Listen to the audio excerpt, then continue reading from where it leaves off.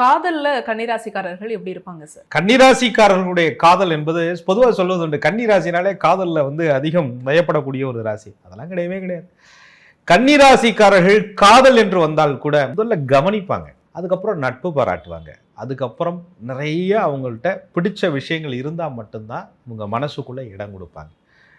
கன்னினோனே காதல் வயப்படும் அப்படின்லாம் கிடையவே கிடையாது. கன்னி என்றால் கவனிக்கும், கன்னி என்றால் கிரகிக்கும், கன்னி என்றால் யோசிக்கும், கன்னி என்றால் நட்பு பாராட்டும், பின்னதான் உன்னை நேசிக்கவே ஆரம்பிக்கும். கன்னியினுடைய காதல் என்பது ரோஜாப்பூ வாங்கி கொடுத்து டெய்லி உங்களை பார்க்குற இடத்துல எல்லாம் நேசிக்கிறேன் நேசிக்கிறேன்னு சொல்கிற டைப்பு கிடையாது.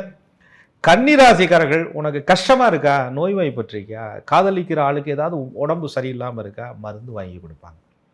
சாப்பிட்டியான்னு கேட்பாங்க, அதுக்குன்னு ஊட்டி விடுறதெல்லாம் கிடையாது. சாப்பிட்டியா நினைவூட்டுவார்கள்.